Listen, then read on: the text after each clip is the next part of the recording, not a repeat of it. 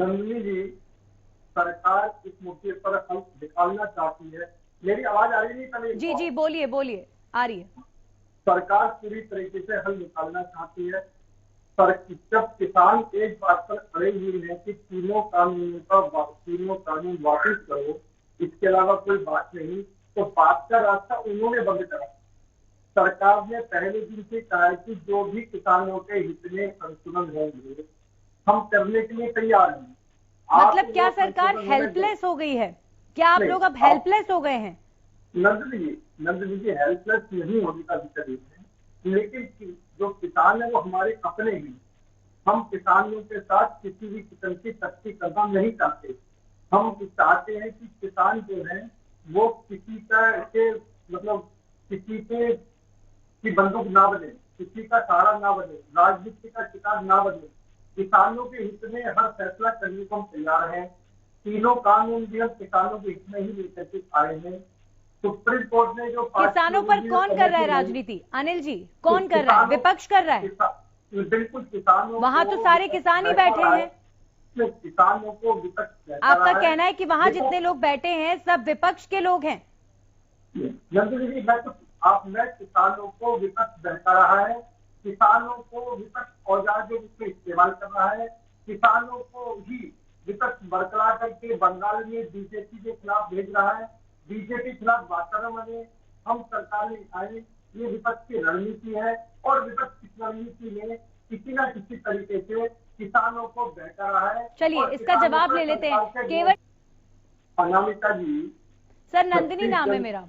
Sorry Nandini जी, 26 जनवरी के काल में पूरे देश को संस्कार किया है, पूरे विश्व के सामने। इसलिए किसान कुछ भी कहे, और मैं कहता हूँ कि किसान जो शांतिपूर्वक की बात कर रहे थे वो 26 जनवरी से पहले भी उन्होंने शांतिपूर्वक की बात कही, लेकिन अब किसानों की इस बात से भरोसा उठ गया है कि वो संसद मार्ग शांतिपूर्वक करेंगे या नहीं।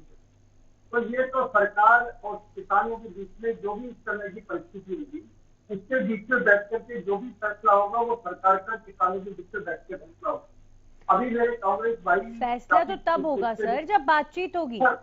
नंदिनी जी तो नंदिनी सुनो, अभी मेरे भाई कह रहे थे कि उन्होंने काले कानून की दिखाने की बात।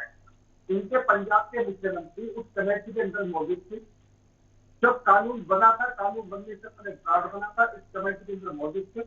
इन्होंने वहां पर इसका समर्थन करा है। बाहर किसानों को बहकाने के लिए विरोध कर रहे हैं और अब नए नए तरीके से बचने के रास्ते नहीं। अगर पंजाब के मुख्यमंत्री उस कमेटी में थे, अगर उस टाइम किसानों के खिलाफ कुछ हो रहा था तो उनको विरोध करना चाहिए था, उनको बाहर निकल के आना चाहिए था। लेकिन सिर्फ हम अपने आप को बचाने की है। आप ये जो किसान और कांग्रेस की बात कर, हम कह रहे हैं आप किसानों को बरकरार रहेंगे और आपने पंजाब में ही किसानों को भड़का के आंदोलन। नहीं एक बार में जवाब देना, भाषण देने लग जाते। किसान है या कांग्रेस है? ये अरे भैया किसान है कांग्रेस का कौन? अरे भैया कांग्रेस है किसान है, पहले तो ये पूछो। बोला उन्होंने किसान है, लेकिन आपने उन्हें भड़का दिया है, वो ये कह रहे हैं। अगर वो किसान है तो उनकी बात क्यों नहीं सुन रहे? अगर वो किसान है तो उन किसानों की बात 11 दौर के सुनने के बाद आप क्यों लगा दिया? अगर किसान राजनीति करेंगे, सवाल तो नहीं है मैडम, आप भी थोड़ा सा इनको रोके, सवाल दीजिए। विपक्ष की आवाज जानी चाहिए, विपक्ष का सवाल लेना चाहिए और इनसे पूछना चाहिए। अभी नंदिनी जी 2014 से पहले कांग्रेस की सरकार थी, कांग्रेस ने चोरी एमएसपी लागू करा। आज जो बढ़ करके ये बोल रहे हैं उस दिन उन्होंने चोरी लागू करा। और मैं एक बात और कह रहा हूँ कि किसानों को भटकाया जा रहा है, किसानों को बहकाया जा रहा है। आज ये कानून का विरोध नहीं है, आज मोदी का विरोध है। आज कानून का विरोध नहीं है, आज भाजपा का विरोध है। सर टेक्निकल ग्लिचेस तो है कानून के अंदर, तभी तो आप कह रहे थे कि सुधार किया जाएगा। अगर टेक्निकल ग्लिच नहीं होता तो सुधार का कोई स्कोप ही नहीं है।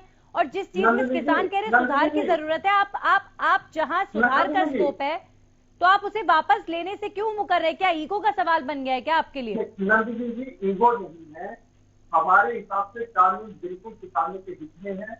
हम किसान भाइयों से हमेशा ये बात कहते आए हैं कि अगर आपको किसानों के हित में कोई भी संशोधन की जरूरत पड़ेगी, हम संशोधन करने के लिए तैयार हैं।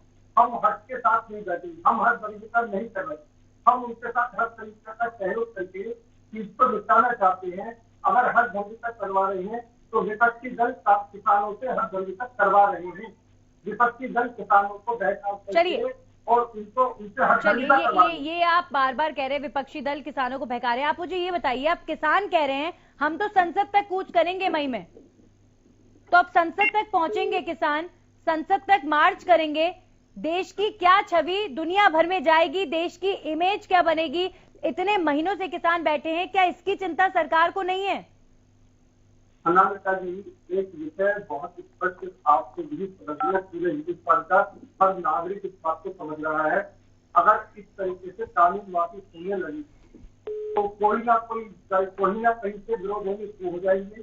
कभी इस कानून को वापस करो, फिर इस कानून को वापस करो, फिर इस कानून को वापस करो।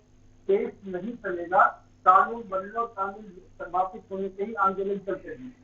जब हम एक बात बड़ा स्पष्ट तौर से कह रहे हैं कि किसानों के हित में हम तैयार हैं, कानून को लागू होने पर भी सुप्रीम कोर्ट के आदेश से रोक दिया। सुप्रीम कोर्ट ने 5 लोगों की कमेटी बना दी, उस कमेटी में शामिल नहीं हुए। सुप्रीम कोर्ट की कमेटी बन करके उसने अपनी राय पेश कर दी है। 5 तारीख के बाद में सुप्रीम कोर्ट पर इस पर भी बहस होनी शुरू हो जाएगी। ये ना कोर्ट को मानने के लिए सर ऐसा नजर आता है जैसे कि अब ये कानून सरकार के लिए, माफ कीजिएगा अगर आपको मेरे वक्तव्य का बुरा लगे, लेकिन गले की हड्डी बन चुका है। ना आप इसे उगल पा रहे हैं, ना आप इसे निगल पा रहे हैं। अनामिका जी, देखो कोई भी चीज है एक दूसरे के विश्वास पर चलती है। ये आरोप लगा रहे हैं मीडिया पर, ये आरोप लगा रहे हैं सरकार पर, ये सुप्रीम कोर्ट की मान नहीं रहे हैं। आप ये बताइए, हिंदुस्तान का जो आज धरना प्रदर्शन कर रहे हैं तो लोकतंत्र के कानून में अधिकार है, जो भी धरना प्रदर्शन करेगा, यानी जिस अधिकार का उपयोग करके धरना प्रदर्शन कर रहे हैं, लेकिन उसी लोकतंत्र के कानून को मानने के लिए तैयार नहीं है, उसी लोकतंत्र की सुप्रीम कोर्ट को मानने के लिए तैयार नहीं है, उसी लोकतंत्र की मीडिया को मानने के लिए तैयार नहीं है, उसी लोकतंत्र की सरकार को मानने के लिए तैयार नहीं है। यानी अपने हित में कोई बात हो तो वो तो हमारा अधिकार है। अब जिस कानून ने इनको अधिकार दिया उस कानून में आम लोगों को भी सड़क पर चलने का अधिकार है। जिस कानून ने इनको अधिकार दिया, जो बाकी तो हिंदुस्तान की 135 करोड़ जनता है, उसका भी कोई ना कोई हक है। सरकार को जो फैसला करना होता है 135 करोड़ लोगों की हितों को ध्यान में रखते हुए फैसला करना होता है।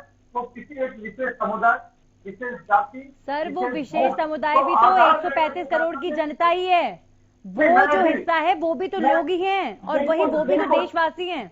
अगर उन्हें आपके किसी फैसले से नाराजगी है तो आप उन्हें मना क्यों नहीं पा रहे हैं? नंदनी जी, इसीलिए हम उनसे बार बार कह रहे हैं कि आप जो भी आपको इससे गलत लगता है हमको बताओ, हम संशोधन करने के लिए। अच्छा, आप इसकी कॉन्सिक्वेंसेस देखिए, आप इसका प्रभाव देखिए। प्रदेश में इस वक्त कितना प्रभाव है आप ही के पार्टी के, और आपके जो सहयोगी दल के नेता हैं, विधायक हैं, सांसद हैं, वो कहीं सार्वजनिक कार्यक्रम नहीं कर पा रहे हैं। उनको हर जगह विरोध का सामना करना पड़ता है। किसी गांव में जाते हैं उल्टे पांव लौट कर आते हैं, क्योंकि किसान और गांव के लोग उन्हें गांव में घुसने नहीं देते, उनके कार्यक्रम होने नहीं देते। सर लोकतांत्रिक व्यवस्था में अच्छा लगता है? इतनी नाराजगी, इतना जनाक्रोश अगर है तो आप खुद सोचिए, इसका नुकसान भी तो आप ही लोगों को हो रहा है। नंदनी जी, सही बात ये है, हम किसी भी कीमत पर स्थिति को खराब नहीं होने देना चाहते। हम हर सूरत पर किसानों का सम्मान करते हैं, किसानों की इज्जत करते हैं। हर तरीके से हम किसानों के आगे झुक करके भी इस समस्या का समाधान चाहते हैं। हम किसानों को अन्नदाता के रूप में देखते हैं, लेकिन अगर किसान किसी के बहका में आकर के राजनीति करेंगे और उस राजनीति में जाकर के वो बंगाल में जाकर के बीजेपी के खिलाफ प्रचार करेंगे, और इस तरीके से कि जहां भी बीजेपी सरकार होगी उनके खिलाफ जाएंगे, प्रचार करेंगे, वोट नहीं देंगे, उनको हराने की अपील करेंगे। अगर किसान नेता है तो निश्चित तौर पर किसी न किसी राजनीतिक दल के रूप से एजेंडे को वो आगे लेकर के जाएंगे। कहीं ना कहीं वो अपना हित नहीं सोच रहे, वो किसी और राजनीतिक दल का हित कर रहे हैं। इसमें किसानों के हित है, किसान अपनी मानसिक कीमत रह करके क्या आगे बातचीत की संभावनाएं बनेंगी कभी, या जैसे सर्दियां निकल गई गर्मियां भी वैसे ही निकलेंगी, पूरा 2021 ऐसे ही निकल जाएगा? नंदनी जी, हम बात करने के लिए तैयार हैं। हमने इनको अपने प्रस्ताव भेज दिए हैं, उस प्रस्ताव पर इनको प्रस्ताव हमें भेजना बाकी है। हम पूरी तरीके से बात करने के लिए तैयार हैं, पूरी तरीके से सब किसानों की समस्या का समाधान चाहते हैं। हम किसानों से हाथ जोड़ करके भी निवेदन करते हैं कि आप देश हित में और अभी कोरोना काल जो हो रहा है, जिसकी महामारी चरम सीमा पर पहुंच रही है, इसके को भी ध्यान में रखते हुए आप बिल्कुल किसानों में जो भी कानून है उसको संशोधन करा करके इसको विषय को समाप्त करें। यही देश के हित में भी है, यही हमारे किसानों के हित में भी है और ये सरकार के हित में।